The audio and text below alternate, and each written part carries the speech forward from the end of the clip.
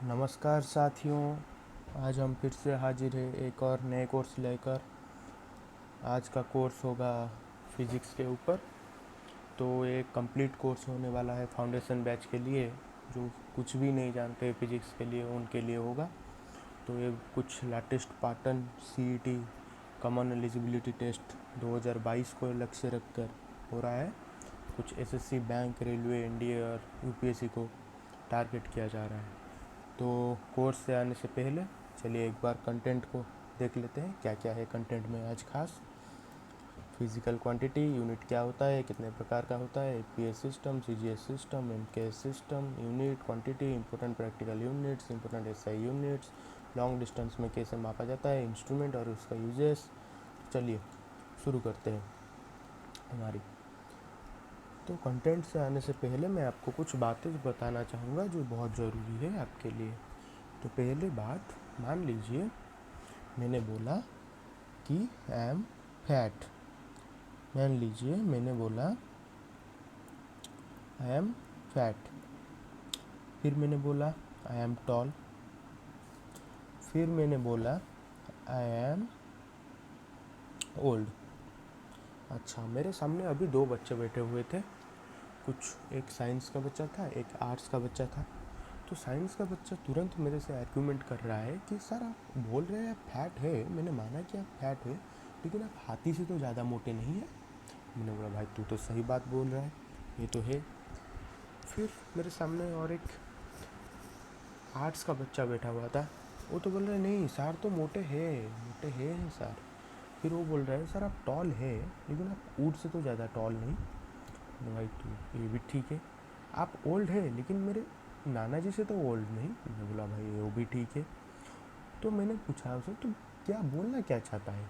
उसने बोलता है कि सर आप जो बोल रहे हैं आप वो है, लेकिन आप एब्सोल्युटली वो नहीं है। मतलब आप रिलेटिवली हो सकते हैं फैट, हाँ आप मेरे से ज़्यादा मोटे हो सकते हैं, आप मेरे से ज़्यादा टॉल हो सकते हैं, आप मेरे से ज़्यादा ओल्ड हो सकते हैं, लेकिन मुझे जब रिलेट करेंगे तभी आप ये बात बोलेंगे, वरना नहीं, आप गलत हो जाएंगे। मैंने बोला भाई तू तो सही बोल रहा है। तो यहाँ पे वो थोड़ा देख लीजिएगा, मैं साइंस और आर्ट्स के बच्चे को बीच में कुछ वो करना नहीं चाहता था। वो बहुत बड़ी हिस्ट्री है, हमारी टाइम पे भी वो राइवलरी चलता रहता था। साइंस और आर्ट्स के बीच की वो जो घमासान लड़ाई है वो इंडिया पाकिस्तान से कम नहीं है। हाँ, तो वो थोड़ा देख लीजिएगा। आर्ट्स के बच्चे बहुत अच्छे अच्छे होते हैं, वो फैट, टॉल और ओल्ड के लोग के ऐसे कविताएं बना देंगे कि आपके समझ में भी नहीं आएगा। समझ रहे हैं ना? हाँ। और एक बात, मेरा हिंदी थोड़ा वीक है, थोड़ा देख के, हाँ? कभी कभी वो हो जाता है, ठीक है। तो आते हैं टॉपिक के ऊपर आते हैं। मैंने बोला अच्छा भाई ठीक है, रिलेटिवली तो ठीक होता है, तू तो सही बोला। फिर तो क्या करें अब, कि आप ऐसे कुछ लिख सकते हैं। मान लीजिए मैं 65 kg का हूँ, आप 60 kg का है। यहाँ पे मैं बोल सकता हूँ कि मैं ज़्यादा वजनदार हूँ। क्यों? क्योंकि आप रिलेटिवली मुझे बात किया और मेरे 60 है और आपका 65 है, इसलिए आप ज़्यादा वजनदार है। लेकिन सबसे ज़रूरी बात यहाँ पे दोनों इकाई केजी पे है, ये बहुत ज़रूरी बात है। समझ रहे हैं ना? हाँ, अगर ये दोनों एक केजी में एक ग्राम है, मान लीजिए यहाँ पे एक 66 kg है और एक 600 ग्राम है। समझ रहे? तो यहाँ पे ज़्यादा वजनदार कौन? ये हैगा। लेकिन 6 छोटा है, 600 बड़ा है, लेकिन ग्राम में है। समझ रहे हैं ना आप? हाँ। तो दो चीज़ को जब एक ही इकाई में ले आए, तो अगर यहाँ पे मैं 6 kg, यहाँ पे भी 6 kg लिख दूँ तो दोनों सेम है। अगर यहाँ पे 6 kg 600 ग्राम लिख दूँ तो ए बड़ा है। अगर यहाँ पे मैं 600 ग्राम लिख दूँ तो दोनों सेम है। समझ रहे हैं ना? तो इसलिए दोनों इकाई को समान में हमें लेकर आना चाहिए। जब दो इकाई समान हो जाए तब आप समझ लीजिए कि उसका यूनिट समान हो चुका है। अच्छा, तो चलिए भाई यूनिट क्या होता है उसके बारे में भी थोड़ा बहुत ज्ञान ले लेते हैं। Unit is a physically quantity which is an chosen standard which is widely accepted by the society and the terms of which other quantities of similar nature may be measured। आपको कुछ नहीं समझ में आया, मुझे ये पता है। मान लीजिए आप किसी गांव में रहते हैं, आप वहाँ पे अच्छा, एक पाव का मतलब समझते हैं ना? हाँ, वो जो केजी में होता है। अच्छा हाँ, आप गांव में जाते हैं और बोलते हैं एक पाव आलू देना, तो वो क्या करता है, आपको 1 केजी आलू दे देता है। लेकिन वही चीज़ अगर जब आप फॉरेन में जाइए और बोलिए एक पाव शुगर देना, तो वो क्या करेगा? एक का समझ गया 1, पाव का समझ गया पाव भाजी, शुगर का मतलब चीनी। आपको क्या देगा? एक पाव भाजी और कुछ थोड़ा बहुत शुगर। लेकिन यहाँ पे वो क्या देगा? 1 केजी पोटैटो। समझ रहे हैं ना? तो ये जो डिस्क्रिमिनेशन हुआ, इसे हम संभालने के लिए थोड़े बहुत यूनिट के ऊपर हम जंप किए। कौन कौन से यूनिट? वो होता है वो जो आपका है ना, सो कॉल्ड, जो आप वो इतने पुराने साल से पढ़ते आ रहे हैं, क्या क्या वो MKS, CGS, SI यूनिट, वो FPS, क्या क्या कुछ कुछ होता है वो आप जो पढ़ रहे हैं, उसका ज़रूरत इसी के वजह से हुई। समझ रहे हैं ना? हाँ, तो इसी के वजह से हमें वो लाना पड़ा। अच्छा ठीक है, अब वो तो हो गई अभी फिजिकल यूनिट के बारे में। अब देखते हैं फिजिकल क्वांटिटी क्या होता है। Physical quantity which can be measured is called physical quantity. मैंने आपको बोला, अब आप अभी कितने खुश हैं वो मुझे बताएं। क्या आप बता सकते हैं आप कितने खुश हैं? वो तो आप मेजर नहीं कर सकते हैं ना। मैं बोलूँगा आप कितने दुख है वो बताइए, आप मेजर नहीं कर सकते। अगर मैं आपको पूछूँ आपका बॉडी का टेम्परेचर कितना है, वो आप मेजर कर सकते हैं।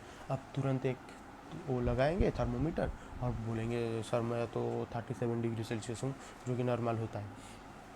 अच्छा, तो वो तो आपको पता है ना, तो वो आप मेजर कर लिए, तो वो होता है फिजिकल क्वांटिटी। समझ रहे हैं? अच्छा, फिजिकल क्वांटिटी फिर 2 प्रकार का होता है। एक होता है फंडामेंटल फिजिकल क्वांटिटी और एक होता है डिराइव्ड फिजिकल क्वांटिटी। समझ रहे हैं? अच्छा, फंडामेंटल फिजिकल क्वांटिटी कौन सा होता है? तो ये जो होता है वो पहले से ही रहता है, मतलब पहले से ही था वो। मान लीजिए अगर मैं आपको पूछूं आपका टेम्परेचर कितना है, तो आप बोलेंगे 37 degree Celsius, 40 degree Celsius, 45 degree Celsius, जो भी आप बोलेंगे। समझ रहे हैं? 45 degree Celsius, degree and Celsius आप ये बोल रहे हैं। समझ रहे हैं? अगर मैं आपको पूछूं कि आप मुझे बताएं कि आपका घर जहाँ पे खड़ा हुआ है, आपका घर, आप जहाँ अब जिस रूम पे बैठे हैं उसका आयतन कितना है, उसका क्षेत्रफल कितना होता है, एरिया कितना होता है, तो आप क्या करेंगे? लेंथ इंटू विड्थ इंटू कर देंगे। समझ रहे हैं? मतलब 10 मीटर इंटू 12 मीटर, तो होगा 120 मीटर स्क्वायर। हाँ, समझ रहे? अच्छा, तो यहाँ पे क्या किया आपने? 2 चीज़ों को ला कर एक चीज़ मुझे बना कर दी। लेकिन यहाँ से पहले से ही एक ही चीज़ थी। जो पहले से जब एक ही चीज़ थी उसे बोलते हैं फंडामेंटल। जो आपने 2 चीज़ों से बनाकर जो मुझे दी वो बोलते हैं डिराइव्ड। समझ रहे हैं? फिजिकल यूनिट्स ऐसा होता है, it's elementary physical quantity which does not require any other physical quantity to express. एक कुछ अदर फिजिकल क्वांटिटी को एक्सप्रेस करने के लिए मांगा क्या? नहीं, लेकिन ये मांगा। देखिए यहाँ पे लेंथ को मांगा, विड्थ को मांगा, फिर यहाँ पे मीटर को मांगा, यहाँ पे मीटर को मांगा, लेकिन ये मांगा क्या? ये नहीं मांगा। तो इसलिए इसे बोलते हैं डिराइव्ड। मतलब वो डिराइव किया, यहाँ से एक डिराइव किया, यहाँ से एक डिराइव किया। समझ रहे हैं? तो वो डिराइव्ड किया, इसलिए उसे बोलते हैं डिराइव्ड फिजिकल क्वांटिटी। फंडामेंटल में वो जो पहले से होता है। अच्छा, कुछ एग्जांपल्स देख लेते हैं। यहाँ पे क्या क्या आएगा जो कि फंडामेंटल्स में आएगा। फंडामेंटल्स में मान लीजिए आपका आएगा मास, लेंथ।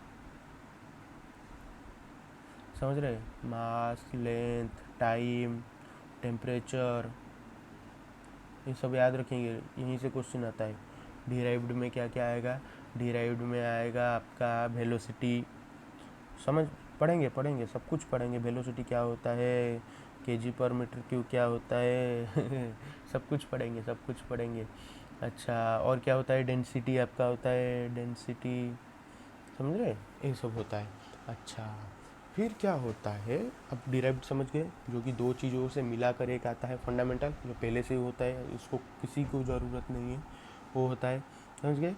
चलिए अब चलते हैं अगले स्लाइड्स पर, जिसका नाम है एपीएस सिस्टम, समझ रहे हैं? एपीएस सिस्टम क्या होता है? अच्छा, the APS system, F P S, समझ रहे हैं? एफ का मतलब फुट, पी का मतलब पाउंड, एस का मतलब सेकेंड। देखिए हमारा तीन मेन चीज़ होता है, तीन। एक होता है डिस्टेंस, एक होता है वेट, एक होता है टाइम, समझ रहे हैं? ये तीनों चीज़ हमारे मेनली होता है। ओ अच्छा, ये कट रहा है नहीं, एक मिनट एक मिनट एक मिनट। हाँ, एक होता है आपका,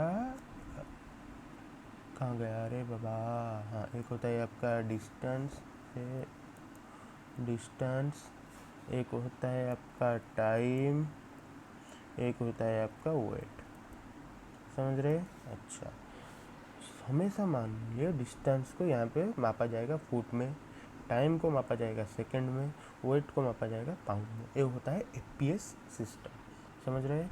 APS system it is based on the foot for length, the pound for mass and the second for time. ये पर्टिकुलरली ब्रिटेन में ज़्यादा इसे इस्तेमाल किया जाता है। कहाँ पे? Britain,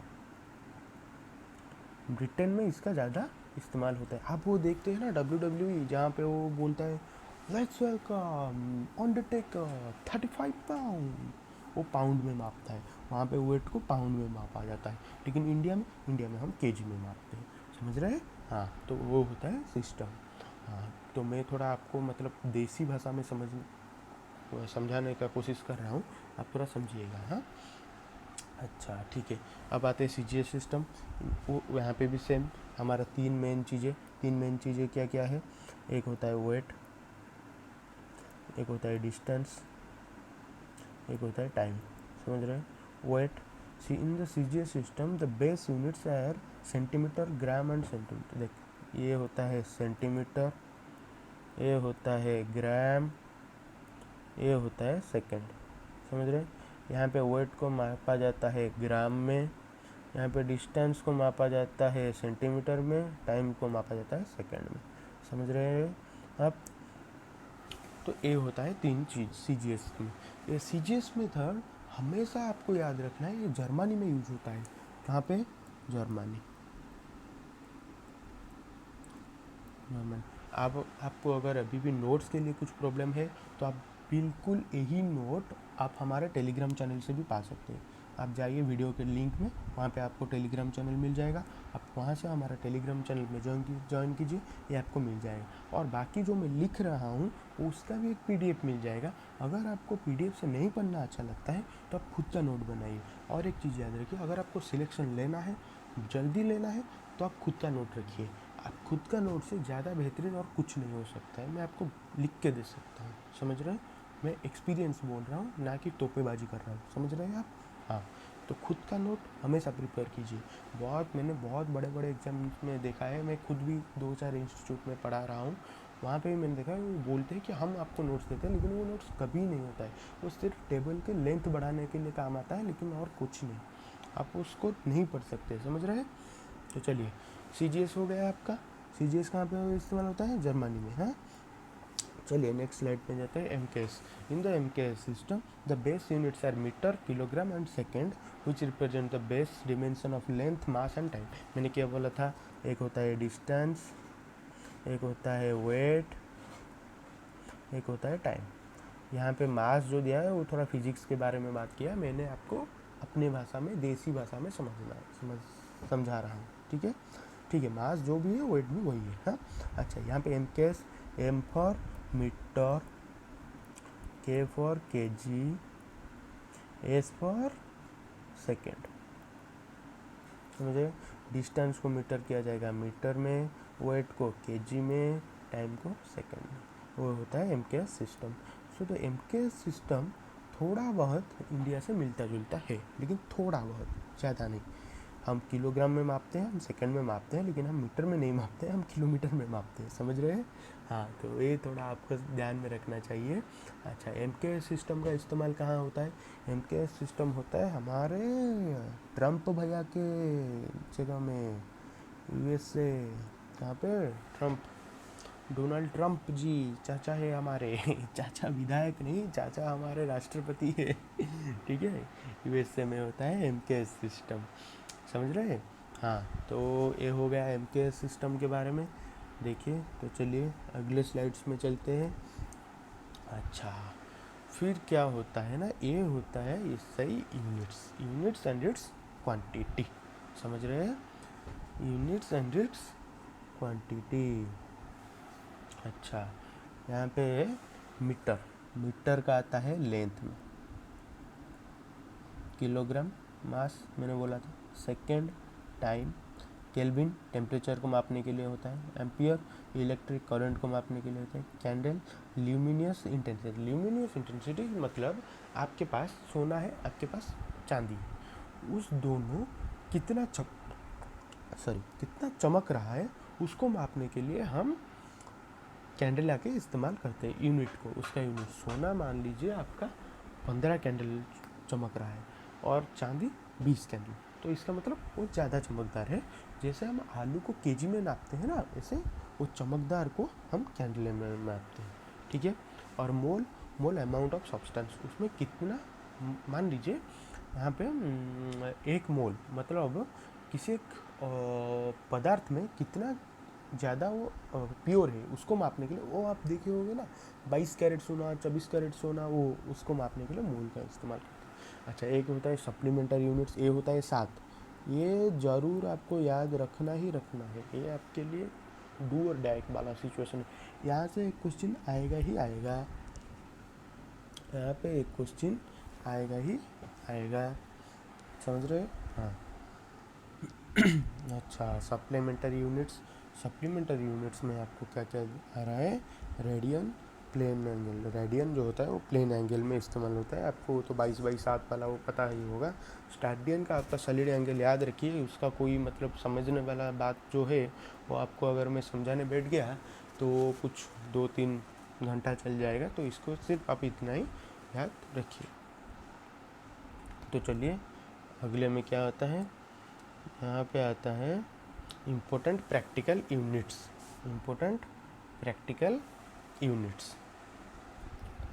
The parsec is an unit of length used to measure the large distance to astronomical object outside the solar system। अच्छा, इसको सिर्फ आप याद रखिए sorry. The parsec is an unit of length used to measure the large distance to astronomical object outside the solar system। मतलब आप मान लीजिए मेरा घर यहाँ से, आपका घर यहाँ से, तो हमारे घर के बीच की दूरी हो गया 25 किलोमीटर। लेकिन अगर मैं आपको पूछ लूँ, आपके घर यहाँ पे है, सूर्य का घर, सूर्य मतलब सूर्य का घर समझ रहे हैं ना, सन, तो उसका घर का बीच का दूरता कितना है, डिस्टेंस कितना है, तो आप क्या बोलेंगे। अगर आप किलोमीटर में नापने बैठ गए तो हो गया सत्यानाश। मतलब आप कितना किलोमीटर मापेंगे, 1 2 3 4 5 6 7 8 9 10 11 12 15 20 लाख 30 लाख 24 लाख 50 लाख 60 लाख 50 करोड़ 60 करोड़, तो वो तो आप माप नहीं सकते ना किलोमीटर में। इसीलिए उसके लिए ही कुछ इस्तेमाल किया जाता है जो इम्पोर्टेंट प्रैक्टिकल यूनिट्स होता है, जो लॉन्ग डिस्टेंस मतलब सिर्फ सोलर में मापने के लिए किया जाता है। मान लीजिए आपका घर है नॉर्थ पोल में, मेरा घर है साउथ पोल में, मैं आपको बोल रहा हूँ डिस्टेंस कितना है, आप अगर किलोमीटर में नापने बैठ गए तो हो गया सत्यानाश ना। कितना बड़ा एरिया है, इसको थोड़ी ना किलोमीटर में मापा जा सकता है, समझ रहे हैं। इसके लिए हमने कुछ इम्पोर्टेंट ऐसे यूनिट्स लिए। अच्छा, तो क्या हुआ, न्यूटन का हो गया फोर्स, जूल का हो गया वर्क डन कितना हुआ है जूल पे, वाट पावर का वाट हो गया, कॉलम हो गया क्वांटिटी ऑफ इलेक्ट्रिसिटी, वोल्ट हो गया पोटेंशियल डिफरेंस, ये हो गया फैराडे हो गया कैपेसिटीज, हेनरी हो गया इंडक्शंस, ल्यूमिनस फ्लेक्स, समझ रहे। हाँ, तो ये हो गया, इसको आपको याद रखना, इसके लिए कोई रॉकेट साइंस नहीं है, कुछ समझाने वाले बात भी नहीं है, समझ रहे। अच्छा, some important units of long distance. अच्छा, लॉन्ग डिस्टेंस में ये देखिए लाइट ईयर आपको याद रखना ही ये आपकी कंपलसरी ही है। Distance travel by light in a vacuum in 1 year is equal to 9.46 × 10⁻⁻⁰ metre by 10⁻16 metre, समझ रहे। ये आपको याद रखना ही रखना है, इसमें कुछ मतलब वो नहीं है, रॉकेट साइंस नहीं है, आपको याद रखना है। आप तीसरी चौथी कक्षा से पढ़ते आ रहे होंगे, तो आपको याद रखना है 1 Parsik peristaltic second is the distance. अच्छा, corresponding to a parallax of the 1 second of ours is 1 parsec is equal to 3.08 and 10 to the 16 meter is equal to 3.26 light year. समझ रहे हैं, लाइट ईयर।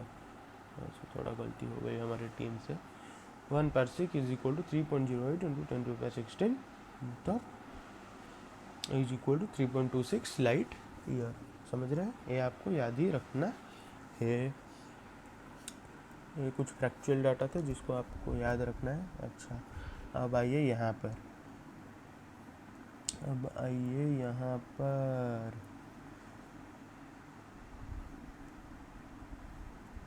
यहाँ पे क्या है, altimeter, it's measured altitudes and it's used in aircrafts. Anemometer, it measures the strength of electric current.